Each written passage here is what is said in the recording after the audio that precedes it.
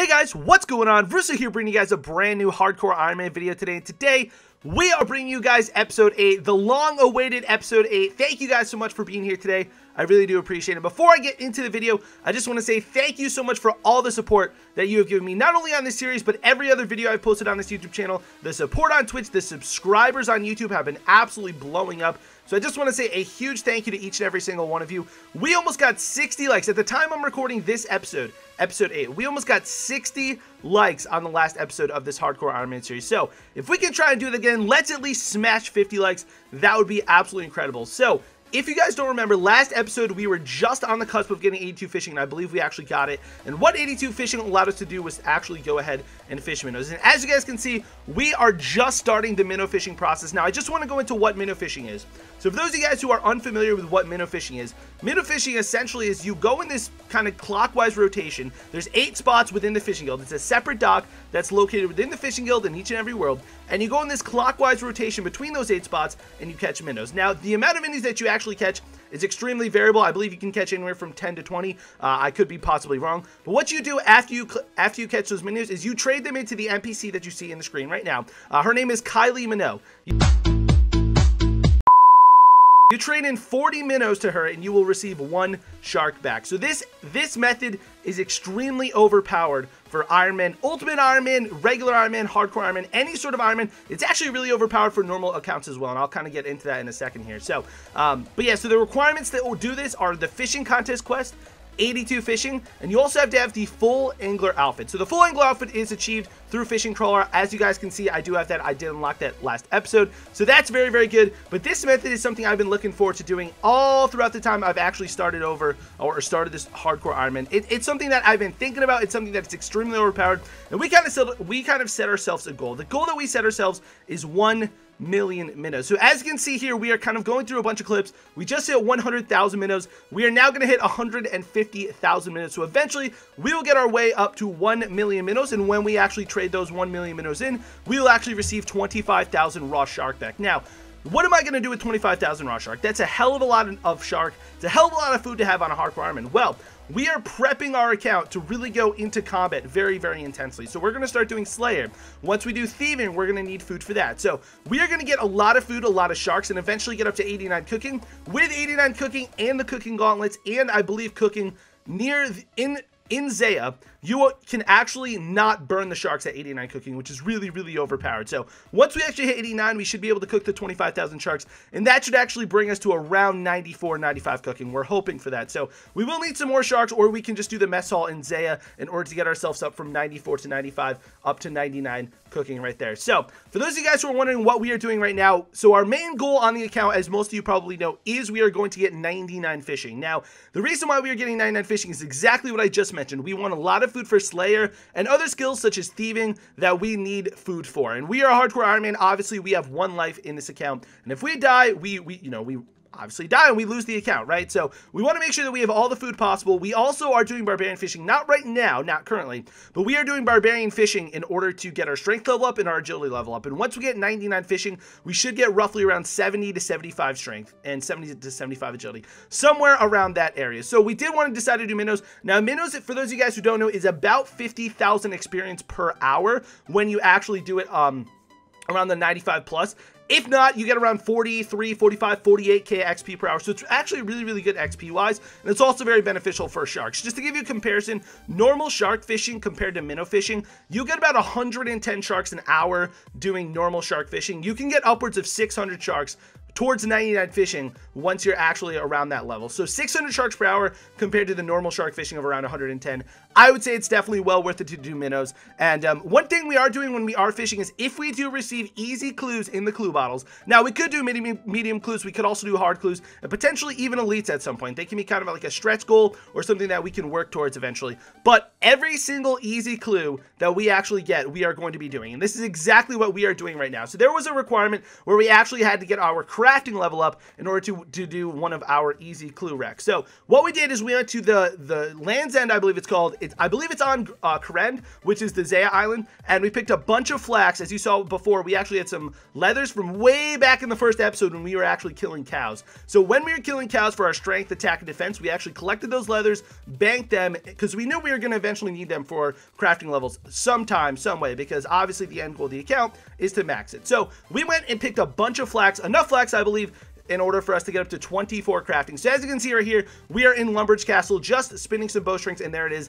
24 crafting. Really, really awesome. So we're able to unlock that clue emote and move on to the next step. The next thing that we had to do was actually craft the air tiara that we were supposed to be doing. So we could not actually craft the tiara. So what we had to do is get up to that 24 crafting, like I mentioned, and we had to actually make the tiara out of the tiara mold and a silver bar. There's no place, and I don't believe there's a monster that can actually drop a tiara. So it was very, very difficult for us, but we ended up getting it. We ended up getting up to 24, used the air talisman in the air altar, and we actually got an air tiara. And there is our easy clue. We have literally had the worst luck with easy clues. We got 8 trout, I believe, from there, 30 body runes, a couple water runes, not really anything good, not really anything that's going to help us, but I mean the magic will help us decently, but the amount of runes that we actually got from that clue is not really going to do us much. So here we are right here, actually about to hit 200,000 minnows. Now, for those of you guys wondering how long this actually took me, and we're all going to show you up to around 500,000 minnows. The other 500,000 I did actually catch will come around next episode, so I kind of wanted to split it into 2 episodes. I didn't realize I was going to have so much content in this episode because we were doing clues, and a lot of the wrecks that we were doing for clues in this episode, we actually had to go do other skills besides fishing. So the way that I kind of work is I go straight for my 99. So that's why you guys can see this. We're at 82, we're at 83, and then we just hit 80 for fishing. About to hit 225,000 minnows as well. The stack looks awesome in the inventory, if I do say so myself. But that is what we are doing right now. But normally we wouldn't go off and do other skills. But I think for the sake of content, also for the sake of the easy clues, we want to get the easy clues done right then and there. The reason being is because we give ourselves a chance of actually getting more easy clues. And we're not going for anything specific in terms of the clues or anything that we're doing. Eventually we will have to go on a ranger boot grind, and we will like to do the clues in order to, unlock higher tier clue events or higher tier clued items. But for now, we're just kind of doing whatever we can, and we're trying to get pretty much every single item that comes on the easy clues. A lot of the stuff we're going for are god pages and blessings. I believe those are 2 of the better things that you can get from easy clues, but we're just kind of going for whatever we can get at this point. We're doing it for supplies, we're doing it for clue count, we're also doing it just for, in terms of a collection, in terms of being a more complete hardcore Iron Man when it does come to this series. So we are about to hit 250k minnows, 1/4 of the way to our 1 million minnow mark. So like I said before, we are going to be doing every single clue that we do end up unlocking. And like I said, the reason for that is because if we do the clue right then and there, we give ourselves the chance of actually receiving another clue. And the more clues we get, the more rewards we get, or the more chances at rewards. So here we go with the second clue of the episode. I didn't actually show any of the steps that we did in this one.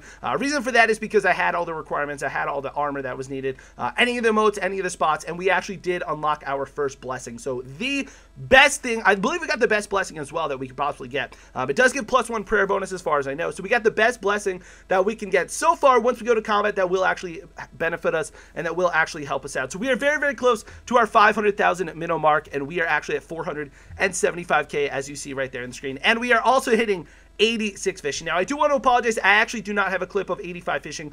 For whatever reason, I don't think I was recording. I forgot to record. I do play this offline, off stream. So there are times when I'm actually forgetting to record, or I don't end up getting the clips, or the clips somehow, error out or whatnot. So I do want to apologize for that, but we actually did get 85, and right there you saw 86 fishing. Now, one of the requirements was that we had to wear studded leather chaps in order to get this clue requirement. So what do we have to do that we have never done before? We had to go in terrain range. And as you can see, it's very, very painful to terrain range at lower levels. We're actually killing cows. And once again, guys, you see my strategy here, right? We are saving leather hides. We are picking up all the bones we possibly can. We are trying to utilize every single option we can because we are an Iron Man. And any type of material we can get, anything that's beneficial. I mean, yes, picking up bones from cows and burying them for 5 XP might not seem beneficial at all. But in the long run, guys, if you do that 1,000 times, that's 5,000 XP. And yeah, 5,000 XP doesn't mean that much, but imagine doing that 10 times, there's 50,000 XP. So it does add up, and if you keep doing it continuously and just always moving and progressing forward, it's something that's very, very beneficial. So our requirement right here was to actually get level 20 range. So once we actually hit around level 10 or 11, we actually went ahead to Lumber Swamp and started killing the rats. I believe the rats have a little bit more XP, and they're a little bit higher level than cows. cows. They are level 6, I believe, or level 3, and they do have 10 HP. So it does give us a little bit more XP.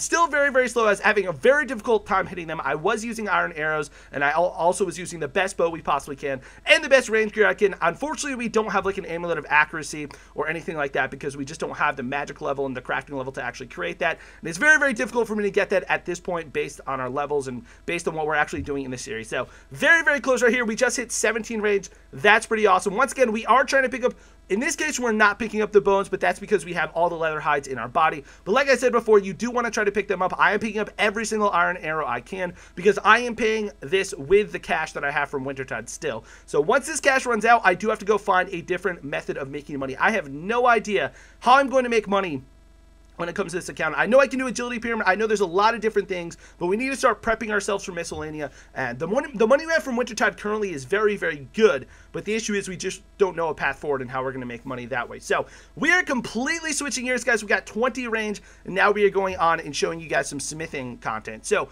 why we are smithing is because, once again, we had a clue requirement that required us to get an iron kite shield. We tried to go get this iron kite shield. There is a kite shield shop in Falador, as far as I remember. We tried to go to that iron kite shield shop, or that kite shield shop in general. We went to go buy the iron kite shield, and it is in there in the shop, but it is 0 inventory. And I hopped to about 3 or 4 worlds, and there is nothing in there. So we had to go do this manually. We had to go get our smithing level somehow. And originally what we were doing is buying bronze bars from Alcrid. I believe we were buying them from Shanty down in Alcrid. And surprisingly, there's actually a lot of bots down there that buy the bronze bars. I don't know why, but I guess this is a good moneymaker for them. So we didn't really actually get a lot that we wanted. I believe 2 were in stock at the maximum peak.